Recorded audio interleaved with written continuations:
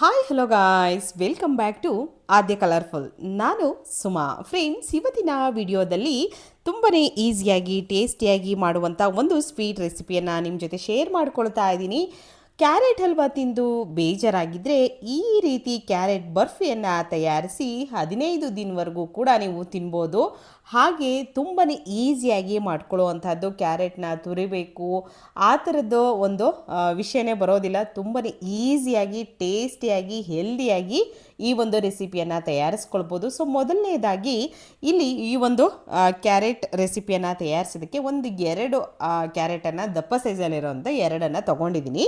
So ಜಾಸ್ತಿ ಕ್ವಾಂಟಿಟಿಯಲ್ಲಿ ಮಾಡ್ಕೊಳ್ಳೋದಾದರೆ ನೀವು ಜಾಸ್ತಿ ಉಪಯೋಗಿಸ್ಕೊಳ್ಬೋದು, ಸೊ ತೊಂದರೆ ಇಲ್ಲ. ಸೊ 2 ಕ್ಯಾರೆಟನ್ನು ನಾನು ಇಲ್ಲಿ ತೊಗೊಂಡಿರೋ ಅಂಥದ್ದು. ಇದರ ಸಿಪ್ಪೆಯನ್ನೆಲ್ಲ ಕ್ಲೀನ್ ಮಾಡಿಕೊಂಡು ತಗೋಬೇಕಾಗುತ್ತೆ. ಫ್ರೆಂಡ್ಸ್, ನೀವೆಲ್ಲರೂ ಫಸ್ಟ್ ಟೈಮ್ ನನ್ನ ಚಾನಲ್ಗೆ ವಿಸಿಟ್ ಮಾಡಿದರೆ ಪ್ಲೀಸ್ ಚಾನಲ್ನ ಸಬ್ಸ್ಕ್ರೈಬ್ ಮಾಡ್ಕೊಳ್ಳಿ, ಹಾಗೆ ಲೈಕ್ ಮಾಡಿ ಮತ್ತು ಹೆಚ್ಚೆಚ್ಚು ಶೇರ್ ಮಾಡೋದಂತೂ ಮರಿಬೇಡಿ. ಸೊ ಈಗ ಈ 2 ಕ್ಯಾರೆಟನ್ನು ತೊಗೊಂಡಿದ್ದೀನಿ. ಈ ಕ್ಯಾರೆಟರ ಸಿಪ್ಪೆ ಎಲ್ಲ ನೀಟಾಗಿ ತೆಗಿತೀನಿ ಇದನ್ನು. ಸೊ ತೆಗೆದ ನಂತರ ಇವಾಗ ಇದನ್ನು ವಾಶ್ ಮಾಡಿ ತೊಗೊಳ್ಬೇಕಾಗುತ್ತೆ ನಾವು. ನೋಡಿ, ಈ ರೀತಿಯಾಗಿ ಸ್ವಲ್ಪ ದಪ್ಪ ಸೈಜಲ್ಲಿರೋ ಅಂಥದ್ದೇ ನೋಡಿ ತೊಗೊಳ್ಳಿ. ಅಥವಾ ನೀವು ಚಿಕ್ಕದು ಅಂತಂದರೆ ಅದರ ಸಿಪ್ಪೆನೆಲ್ಲ ಕ್ಲೀನ್ ಮಾಡಿ ನಾವು ತೊಗೊಳೋದಕ್ಕೆ ಸ್ವಲ್ಪ ಟೈಮ್ ಹಿಡಿಯುತ್ತೆ. ಹಾಗಾಗಿ ಸ್ವಲ್ಪ ದೊಡ್ಡ ಗಾತ್ರದಲ್ಲಿರೋ ಅಂಥ ಕ್ಯಾರೆಟ್ಗಳಾದರೆ ಖಂಡಿತ ಅದು ತುಂಬಾ ಈಸಿಯಾಗಿ ಕೆಲಸ ಎಲ್ಲದನ್ನು ಮಾಡ್ಕೊಳ್ಳೋದಕ್ಕೆ ಈಸಿ ಆಗುತ್ತೆ ನಮಗೆ. ಅದನ್ನು ಕಟ್ ಮಾಡ್ಕೊಳ್ಳೋದಕ್ಕಾಗಲಿ ಅಥವಾ ಅದರ ಸಿಪ್ಪೆನೆಲ್ಲ ತೆಗೆಯೋದಕ್ಕಾಗಲಿ ತುಂಬ ಈಸಿ ಆಗುತ್ತೆ. ಈ ರೀತಿಯಾಗಿ ನಾನು ರೆಡಿ ಮಾಡಿಕೊಂಡು ಕ್ಲೀನ್ ಮಾಡಿಕೊಂಡು ಇಟ್ಕೊಂಡಿದ್ದೀನಿ. ಸೊ ತೊಳೆದ ನಂತರ ಇವಾಗ ಇದನ್ನು ಕಟ್ ಮಾಡ್ಕೋಬೇಕಾಗುತ್ತೆ. ಸೊ ನಾನು ಈ ಒಂದು ಕ್ಯಾರೆಟ್ ಬರ್ಫಿಯನ್ನು ತಯಾರಿಸ್ಬೇಕಾದ್ರೆ ಇಲ್ಲಿ ನಾನು ತುರಿದು ತೊಗೊಳ್ತಾ ಇಲ್ಲ. ಸೊ ತುರಿದು ತೊಗೊಳ್ಳೋದಾದರೆ ನಿಮಗೆ ಇಷ್ಟ ಇದ್ದರೆ ಖಂಡಿತ ಹಾಗೆ ಮಾಡ್ಕೊಳ್ಳಿ. ಯಾಕೆಂತಂದರೆ ಸ್ವಲ್ಪ ಅದು ಸ್ವಲ್ಪ ಟೈಮು ಕೂಡ ಇಡುತ್ತೆ, ಕೈಯೂ ಕೂಡ ನೋವಾಗುತ್ತೆ. ಹಾಗಾಗಿ ಈ ರೀತಿಯಾಗಿ ಸಣ್ಣದಾಗಿ ಕಟ್ ಮಾಡ್ಕೊಳ್ಳಿ.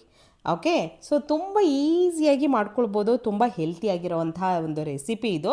ಸೊ ಈ ರೀತಿ ಸಣ್ಣದಾಗಿ ನಾನು ಕ್ಯಾರೆಟನ್ನು ಕಟ್ ಮಾಡಿಕೊಂಡು 2 ಕೂಡ ತೊಗೊಳ್ತೀನಿ ಫ್ರೆಂಡ್ಸ್. ಈ ರೀತಿಯಾಗಿ ಕಟ್ ಮಾಡ್ಕೊಂಡಿದ್ದೀನಿ. ನಿಮಗೆ ಇನ್ನೂ ಸಣ್ಣದಾಗಿ ಕಟ್ ಮಾಡ್ಕೋಬೇಕು ಅಂದರೆ ಇನ್ನೂ ಸಣ್ಣದಾಗಿ ಕಟ್ ಮಾಡಿಕೊಂಡು ಮಿಕ್ಸಿ ಜಾರ್ಗೆ ಹಾಕ್ಕೊಳ್ಬೇಕಾಗುತ್ತೆ. ಸೊ ಈಗ ಒಂದು ಮಿಕ್ಸಿ ಜಾರ್ ತೊಗೊಳ್ಳೋಣ. ಜಾರಿಗೆ ಇವಾಗ ನಾನು ಎಲ್ಲದನ್ನು ಕೂಡ ಹಾಕ್ಕೊಳ್ತಾ ಇದ್ದೀನಿ.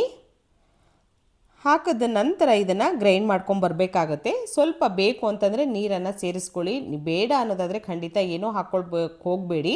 ಯಾಕೆ ಅಂತಂದರೆ ಕ್ಯಾರೆಟಲ್ಲಿ ನೀರಿನಂಶ ಇರುತ್ತೆ, ನೀರೇನು ಬೇಕಾಗೋದಿಲ್ಲ. ಬೈ ಚಾನ್ಸ್ ಆಗಲ್ಲ ಅಂದರೆ 1 ಸ್ಪೂನ್ ಅಥವಾ 2 ಸ್ಪೂನ್ ನೀರನ್ನು ಸೇರಿಸ್ಕೊಳ್ಳಿ ಸಾಕು ಫ್ರೆಂಡ್ಸ್. ಓಕೆ, ಸೊ ಈಗ ಇದನ್ನು ಪೌಡರ್ ಮಾಡ್ಕೊಂಬರೋಣ. ಈ ರೀತಿಯಾಗಿ ನಾನು ಮಾಡ್ಕೊಂಬಂದಿದ್ದೀನಿ ನೋಡಿ. ಇದಕ್ಕೆ ನೀರೇನು ಕೂಡ ಆ್ಯಡ್ ಮಾಡಿಲ್ಲ, ಕ್ಯಾರೆಟಲ್ಲಿ ನೀರಿನಂಶ ಇರುತ್ತೆ. ಸೊ ಹಾಗಾಗಿ ಇದನ್ನು ಜಸ್ಟ್ ನಾನು ಗ್ರೈಂಡ್ ಮಾಡ್ಕೊಂಬಂದಿದ್ದೀನಿ. ಅಂದರೆ ತುರಿದಿರೋ ಥರನೇ ಬಂದಿರುತ್ತೆ. ಇದು ತುಂಬಾ ಈಸಿಯಾಗಿ ಮಾಡ್ಕೊಳ್ಳುವಂಥದ್ದು. ಅದಕ್ಕೋಸ್ಕರ ಈಗ ಒಂದು ಪ್ಯಾನಿಗೆ 1 ಸ್ಪೂನು ಅಥವಾ 2 ಸ್ಪೂನ್ ಆಗೋಷ್ಟು ತುಪ್ಪವನ್ನು ಸೇರಿಸ್ಕೊಳ್ಳೋಣ. ತುಪ್ಪ ಹಾಕಿದ ನಂತರ ಸ್ವಲ್ಪ ತುಪ್ಪ ಕರಗಬೇಕು. ಕರಗಿದ ನಂತರ ಇದಕ್ಕೆ ನಾವು ನಿಮಗೆ ಇಷ್ಟ ಇದ್ದರೆ ಡ್ರೈ ಫ್ರೂಟ್ಸ್ಗಳನ್ನು ಹಾಕ್ಕೊಳ್ಳಿ, ಇಲ್ಲ ಅನ್ನೋದಾದರೆ ಸ್ಕಿಪ್ ಮಾಡಿ, ತೊಂದರೆ ಇಲ್ಲ. ಸೊ ಇವಾಗ ಸ್ವಲ್ಪ ದ್ರಾಕ್ಷಿಯನ್ನು ಕೂಡ ನಾನು ತುಪ್ಪದಲ್ಲಿ ಫ್ರೈ ಮಾಡ್ಕೊಳ್ತೀನಿ. ದ್ರಾಕ್ಷಿ, ಗೋಡಂಬಿಯನ್ನು ನೀವು ಬೇಕು ಅಂತಂದರೆ ಹಾಕ್ಕೊಳ್ಳಿ, ಇಲ್ಲ ಅಂತಂದರೆ ಸ್ಕಿಪ್ ಮಾಡಿ. ಯಾವುದೇ ಡ್ರೈ ಫ್ರೂಟ್ಸ್ ಇಲ್ಲ ಅಂದರೂ ಕೂಡ ಈ ಒಂದು ಬರ್ಫಿಯನ್ನು ತಯಾರಿಸ್ಕೊಳ್ಬೋದು. ಸೊ ಯಾವಾಗಲೂ ಕೂಡ ಕ್ಯಾರೆಟ್ ಹಲ್ವಾವನ್ನು ಖಂಡಿತ ಮನೆಯಲ್ಲಿ ಮಾಡಿ ತಿಂತಾನೇ ಇರ್ತೀವಿ. ಆದರೆ ಈ ರೀತಿ ಹೊಸ ರೀತಿಯಾಗಿ ಹೊಸ ರುಚಿಯನ್ನು ಕೊಡುವಂತಹ ಒಂದು ಸ್ವೀಟನ್ನು ನೀವು ಕೂಡ ಮನೆಯಲ್ಲಿ ತಯಾರಿಸಿ ಫ್ರೆಂಡ್ಸ್. ಓಕೆ, ಸೊ ಈಗ ದ್ರಾಕ್ಷಿ ಆಗಿದೆ, ಅದೆಲ್ಲ ತೆಗೆದಿಟ್ಕೊಂಡಿದ್ದೀನಿ. ಅದಾದ ನಂತರ ಇವಾಗ ಗೋಡಂಬಿಯನ್ನು ಸೇರಿಸ್ಕೊಳ್ಳೋಣ. ಗೋಡಂಬಿಯನ್ನು ಕೂಡ ಚೆನ್ನಾಗಿ ಫ್ರೈ ಮಾಡ್ಕೊಳ್ತಿದ್ದೀನಿ. ಬೇಕು ಅಂದರೆ ಇದಕ್ಕೆ ಬಾದಾಮಿಯನ್ನು ಕೂಡ ಹಾಕಿ ನೀವು ಫ್ರೈ ಮಾಡ್ಕೋಬೋದು, ತೊಂದರೆ ಇಲ್ಲ. ಈ ರೀತಿಯಾಗಿ ಗೋಡಂಬಿಯನ್ನು ಫ್ರೈ ಮಾಡಿ ತೆಗೆದಿಟ್ಕೊಂಡಿದ್ದೀನಿ. ಅದಾದ ನಂತರ ಇವಾಗ ನಾವು ರುಬ್ಬಿರುವಂತಹ ಒಂದು ಕ್ಯಾರೆಟನ್ನು ಸೇರಿಸ್ಕೊಳ್ತಾ ಇದ್ದೀವಿ. ಕ್ಯಾರೆಟನ್ನು ಹಾಕಿ ಚೆನ್ನಾಗಿ ಇದನ್ನು ಮಿಕ್ಸ್ ಮಾಡ್ಕೊಳ್ಳೋಣ. ಈ ರೀತಿಯಾಗಿ ಮಿಕ್ಸ್ ಮಾಡಿಕೊಂಡು ಚೆನ್ನಾಗಿ ಇದನ್ನು ಬಾಡಿಸ್ಕೋಬೇಕು ನಾವು. ಇದಕ್ಕೆ ಏನು ಕೂಡ ಹಾಕ್ಕೊಳಕ್ಕೆ ಹೋಗಬೇಡಿ ಮತ್ತೆ ಎಕ್ಸ್ಟ್ರಾ. ಅದೇ ತುಪ್ಪದಲ್ಲಿ ಚೆನ್ನಾಗಿ ರೋಸ್ಟ್ ಆಗಬೇಕು. ನೋಡಿ, ಅದರಲ್ಲಿರುವಂಥ ನೀರಿನ ಅಂಶ ಏನಿದೆಯೋ ಕ್ಯಾರೆಟಲ್ಲಿ ನೀರಿನಂಶ ಅದೆಲ್ಲ ಕೂಡ ಕ್ಲಿಯರ್ ಆಗಬೇಕು ಅಲ್ಲಿವರೆಗೂ. ಅಂದರೆ ಸುಮಾರು ಒಂದು 3ರಿಂದ 4 ಸೆಕೆಂಡ್ವರೆಗೂ ತಗೊಳುತ್ತೆ ಅಷ್ಟೇ. ಸೊ ಅದನ್ನು ಚೆನ್ನಾಗಿ ನಾವು ರೋಸ್ಟ್ ಮಾಡಿದ ನಂತರ, ತುಪ್ಪದಲ್ಲಿ ಚೆನ್ನಾಗಿ ಫ್ರೈ ಮಾಡಿದ ನಂತರ ಹಾಲನ್ನು ಸೇರಿಸ್ಕೊಳ್ಬೇಕಾಗತ್ತೆ.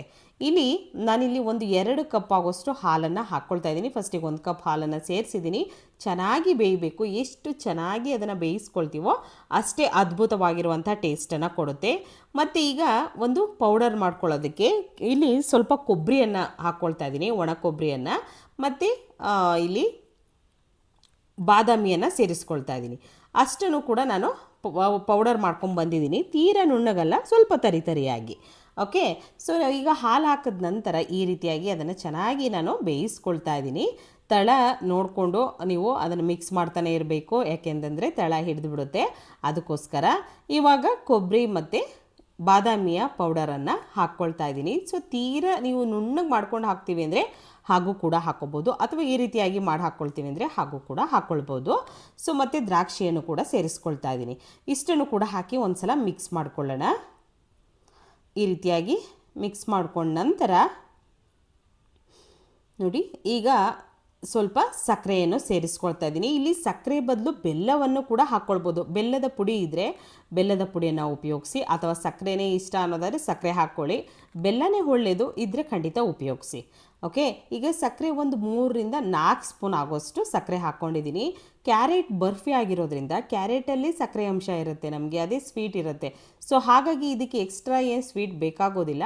ಬೇಕು ಅಂತಂದರೆ ಒಂದು 2-3 ಸ್ಪೂನು ನೀವು ಸಕ್ಕರೆ ಅಥವಾ ಬೆಲ್ಲದ ಪುಡಿಯನ್ನು ಸೇರಿಸ್ಕೊಳ್ಳಿ.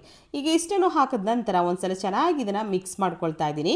ಮಿಕ್ಸ್ ಆದ ನಂತರ ಅದರಲ್ಲಿರುವಂತಹ ಒಂದು ನೀರಿನ ಅಂಶ ಎಲ್ಲ ಅದು ಡ್ರೈ ಆಗಬೇಕು, ಅಲ್ಲಿವರೆಗೂ ಇದನ್ನು ಚೆನ್ನಾಗಿ ನಾವು ಫ್ರೈ ಮಾಡ್ಕೋಬೇಕು. ಹಾಗೆ ಒಂದು ಅರ್ಧ ಸ್ಪೂನ್ ಆಗೋಷ್ಟು ಏಲಕ್ಕಿ ಪೌಡರ್ನ ಕೂಡ ಸೇರಿಸ್ಕೊಳ್ತಾ ಇದ್ದೀನಿ. ಏಲಕ್ಕಿ ಪೌಡರ್ನ ಹಾಕಿದ ನಂತರ ಒಂದು ಸಲ ಚೆನ್ನಾಗಿ ಇದನ್ನು ಮಿಕ್ಸ್ ಮಾಡ್ಕೊಳ್ಳೋಣ. ಮಿಕ್ಸ್ ಮಾಡಿ ಸೈಡಲ್ಲಿ ಏನದು ಹಾಲಿನ ಅಂಶ ಅಥವಾ ನೀರಿನ ಅಂಶ ಇದೆಯಲ್ಲ, ಸೊ ಅದೆಲ್ಲ ಕೂಡ ಡ್ರೈ ಆಗಬೇಕು. ಇದಕ್ಕೆ ಸ್ವಲ್ಪ ತುಪ್ಪವನ್ನು ಸೇರಿಸ್ಕೊಳ್ಳೋಣ. 1 ಸ್ಪೂನ್ ತುಪ್ಪ, ಹೀಗೆ ಒಂದು 2 ಸಲ ತುಪ್ಪವನ್ನು ಹಾಕ್ಕೊಳ್ಳಿ. ಜಾಸ್ತಿ ತುಪ್ಪ ಕೂಡ ಬೇಕಾಗೋದಿಲ್ಲ ಈ ಒಂದು ಸ್ವೀಟನ್ನು ತಯಾರಿಸೋದಕ್ಕೆ. ಸೊ ಈಗ ಮತ್ತೆ ಮಿಕ್ಸ್ ಮಾಡ್ಕೊಳ್ತಾ ಇದ್ದೀನಿ, ನೀಟಾಗಿ ಮಿಕ್ಸ್ ಮಾಡ್ಕೊಳ್ತಾ ಇದ್ದೀನಿ. ಇದನ್ನು ಖಂಡಿತ ನೀವು ಪರ್ಫೆಕ್ಟಾಗಿ ಮಾಡಿದ್ರೆ 15 ದಿನದವರೆಗೂ ಕೂಡ ಇಟ್ಕೊಂಡು ಮನೆಯಲ್ಲಿ ತಿನ್ಬೋದು ಫ್ರೆಂಡ್ಸ್. ಅಷ್ಟು ಅದ್ಭುತವಾಗಿರುವಂತಹದ್ದು ಈ ಒಂದು ರೆಸಿಪಿ. ಈಗ ನೋಡ್ಬೋದು ನೀವು, ಸ್ವಲ್ಪನೂ ಕೂಡ ಎಲ್ಲೂ ಕೂಡ ಅದರಲ್ಲಿ ಹಾಲಿನ ಅಂಶ ಆಗಲಿ ಅಥವಾ ನೀರಿನ ಅಂಶ ಆಗಲಿ ಕಾಣ್ತಾ ಇಲ್ಲ. ಫುಲ್ ಡ್ರೈ ಆಗಿದೆ, ಈ ರೀತಿಯಾಗಿ ಆಗಬೇಕು ನಮಗೆ. ಅದಾದ ನಂತರ ಒಂದು ತಟ್ಟೆಗೆ ಸ್ವಲ್ಪ ತುಪ್ಪವನ್ನು ಗ್ರೀಸ್ ಮಾಡಿ ತಗೊಳ್ತಾ ಇದ್ದೀನಿ. ಇದಕ್ಕೆ ಬಟರ್ ಪೇಪರ್ ಏನು ಕೂಡ ಬೇಡ, ಡೈರೆಕ್ಟಾಗಿ ಕಟ್ ಮಾಡ್ಕೊಂಡಿರೋ ಈಗ ನಾವು ಮಾಡಿರುವಂಥ ಮಿಶ್ರಣನ ಇದಕ್ಕೆ ಸೇರಿಸ್ಕೊಳ್ಳೋಣ. ಸೇರಿಸಿದ ನಂತರ ಒಂದು ಸಲ ಇದನ್ನು ನೀಟಾಗಿ ನಾವು ಒಂದು ಶೇಪಲ್ಲಿ ಮಾಡ್ಕೋಬೇಕಾಗುತ್ತೆ. ಸೊ ನಿಮಗೆ ಜಾಸ್ತಿ ಕ್ವಾಂಟಿಟಿ ಇದ್ದರೆ ತಟ್ಟೆ ಪೂರ್ತಿ ಹರಡ್ಬಿಟ್ಟು ಅದನ್ನು ಹಾಗೆ ಸ್ವಲ್ಪ ಡ್ರೈ ಆಗೋದಕ್ಕೆ ಬಿಟ್ಬಿಡಿ.